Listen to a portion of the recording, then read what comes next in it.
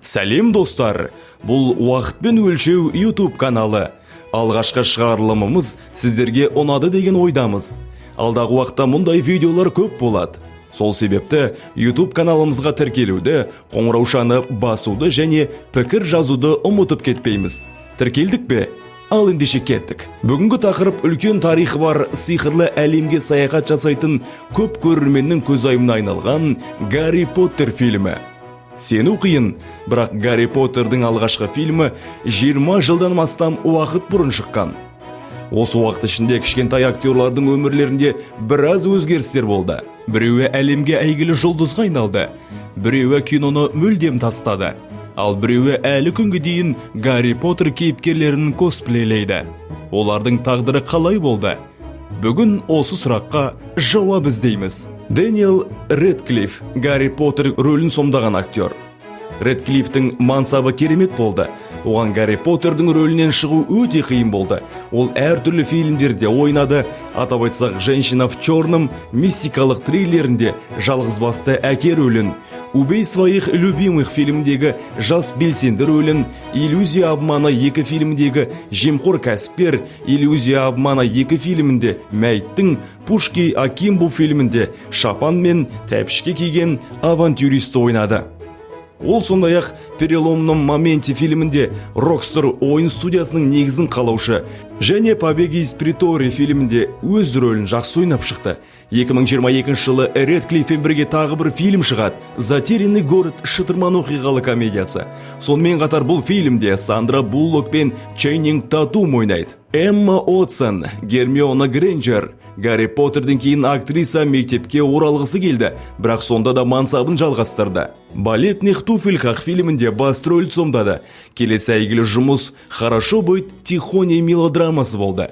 Сондай-ақ Уотсон «Колония Дигнидад» триллерінде, «Красавица и чудовище» ертегісінде, «Сфера техно» триллерінде басты кейіпкерге айналды. Және «Маленькие женщины» драмасының басты кейіпкерінің әпкесін ойнады. Ол сондай-ақ әйелдер құқығы үшін күреспен айналысты.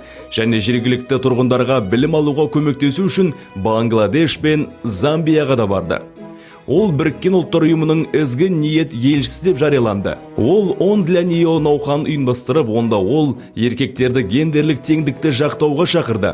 Сонымен қатар этикалық киім шығаратын People Tree брендінің бет-бейнесі болды. Бұл жұмыстардың барлығын фильмге түсіп жүріп қатар алып жүрген Руперт Гринт, Рон Уизли. Рэдклифф сияқты Гринт Гарри Поттер фильмін түсіргеннен кейін Рон Уизлидің кейпіне қайта оралғысы келмеді, бірақ оның мансабында соншалықты үлкен рөлдер болған жоқ. Әлі күнге дейін ол «Лунная Афера» комедиясында ұсақ алаяқты, «Большой куш» сериясындағы майорды, Гай Ричидің фильмінде негізделген. «Дом с прислугой» мистикалық қорқынышты сериалының басты кейіпкерінің ағасы және Билл Найямен бірге «Дикая штучка» комедиялық экшн фильмінде басты кейіпкердің досын ойнады. Грин Том Фелтонның және әнші Эд Ширанның досы, ол тіпті Лего Хаус бейнебаянында ойнады. 2020 жылы Грант әке болды, қыздың аты Уэнсдей болды. Том Фелтон Драко Малфой. Драко Малфой рөлінен кейін Фелтонға бірыңғай зұлым рөлдер ұсынылады. Ол «Восстанови планете обезьян» фильмінде күзетшінің және «Убийство первой степени» фильмінде кісі өлтіруге күдікті бас директорын рөлін ойнады. Фелтон өткен күнді еске түсіруге қарсы емес, оның инстаграмда Гарри Поттер мемдері анда-санда пайда болады. Кейде ол үйінде отырып бюджеттік косплей ұйымдастырады. Бірақ Малфой емес. Ағайынды Джеймс Фелпс пен Оливер Фелпс немесе Фрэнд Уизли мен Джордж Уизли. Ағайындылардың ең танымал актерлік мансабы жоқ, бірақ олардың негіздер ретінде ойнаған бірнеше фильмдер бар. Бұл «Прошлой ночью в Сахо», «Свой худший враг» және алдағы «Гамлет» фильмі. Алайда оларда қысқа метражды және қосалқы рөлдерде ойнады. Бонни Райт, Джинни Уизли. Гарри Поттердегі рөлінен кейін Бонни Райт «Философы», «Урок выживания» ғылыми фантастикалық триллер туралы ең танымал емес жобаларда ойнады. Ол актриса ретінде мансабын режиссерлік қызметке қалдырды. Лондон өнер университетінде оқыды. Өзінің Бон-Бон Ламюри кинокомпаниясын ашты және 4 қысқа метражды фильм түсірді. Ол сондай-ақ климаттың өзгеру туралы «Go Gently» кітабын жазды. Айтуынша ол өзінің сүйікті фильмдерін ұмытпайды, оның твиттерінде Гарри Поттер туралы көптеген ретвиттер бар. Джейми Уэйлет, Винсент Креф. Уэллет Гарри Поттер фильмінде кейін экранда көрінбеді. Оның тағдыры қылмыспен байланысты болып, түрмеге түсіп, Гарри Поттердің 7-ші бөліміндегі түсірілімде өз рөлін жіберіп алды. Ол сондай-ақ Лондондағы көшедегі тәртіпсіздіктерге қатысып, оның қолында тұтандырғыш қоспамен камераға түсіп қалған байқап, полиция оны тұтқындауға алған. Ол қазір бостандықта, тіпті мансабын қайта бастау туралы ойламайды. Джошуа Хердман, Грегори Гойл, актер, боксшы және бұрынғы регби ойыншысы Мартин Хердманның ұлы әкесінің тағдырын қайталай жаздады. Гарри Поттерден кейін оның маңызды рөлдері болмады және спорттық мансапқа бет бұрды.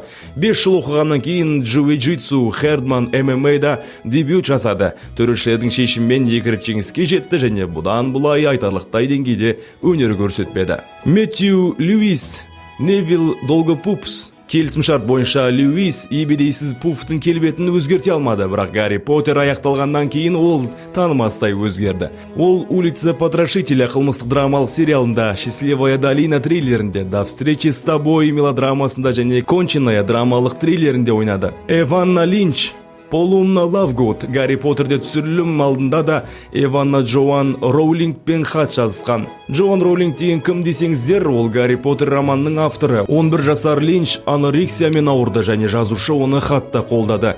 Бірнеше жылдан кейін Эванна Роулинг те өзінің сүйікті фильмдерінде ойнау ешқашан бұйырмайтынын жазды. Бірақ тағдыр басқаша болды. Қыз біраз бәсекелестерді айналып өтіп, өте ерекше жартылай Лавгуд қызының рөлін ойнады. Алайда Гарри Поттерден кейін оның үлкен рөлдерде болған жоқ. Ол «Когда лучший друг» гей комедиясында, сондай-ақ өліп жатқан әкесімен бірге болу үшін патронаттық тәрбиеден қашып кеткен қыз ретінде «Меня зовут Эмили» тәуелсіз ирландиялық драмасында ойнады. Анна Шаффер, Ромильда Вейн, ер адамның жүрегінде ең тапқыр жол тапқан Рамильда, махаббат сусыны бар компит, актерлік мансабын жалғастырды. Ол «Мститель 2», «Расплата», британдық экшн фильмде, «Холлюк» сериал және 2013 жылы британдық сериалдардың ең ыстық актрисасы номинациясын алды. Кэти Льюинг, Джоу Джанг, Гарри Поттердің алғашқы қызының мансабы басқаларға қарағанда жақсы болды. Оны «Иностранец» экшн фильмнен, Т2 Трейнспоттинг драмасынан және «Скользкий путь» шағын сериясынан көруге болады. Ал осы күзде сіз Кэтидің дауысын естіген шығарсыз. Ол «Аңыздар лигасынан» негізделген «Әркейн» сериясында дәл атқыш Кэтлинді дауыстады. Роберт Паттинсон, Седрик Диггери. Паттинсон тізіміндегі барлық студенттердің ішіндегі ең жетістігі жоғары және соңғы 10 жылдықтағы басты рөлдегі жас актер. «Сумерки» фильмдегі рөл оған бүкіл әлемге танымалдық алып келді, бірақ содан кейін Ноланның «Давод» сияқты негізгі экшн фильмдер, «Артхаус», «Маяк» және Роберт Дофин, Людовиктің рөлін сомдаған «Король» ауқымды тарихи фильмдерінде ойнады. Осы көктемде Паттинсон өзінің супер қаһармандық дебютін жасайды.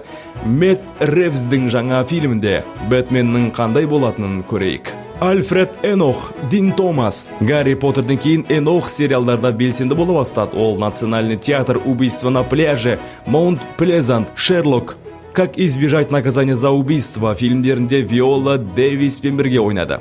Ең жақсы заң студенттердің бірі Уэс есіңізде ме? «Падение Трой» және «Основание». Сондай-ақ ол аудиокітаптарға дауыс жазып театрда ойнады. Жақында Ромео мен Джульеттада Ромеоның рөлін ойнады. Ал құрметті достар, Гарри Поттер фильмдегі рөлдерді сомдаған актерлар жайлы ақпарат осы. Алдағы уақытта қандай фильмдерге видео жасайық, ұсыныс ретінде пікір қалдырсаңыздар болады. Ұнаса лайк басамыз, комментарий жазамыз және міндетті түрде каналға тіркелеміз. Келесі кездескенше достар.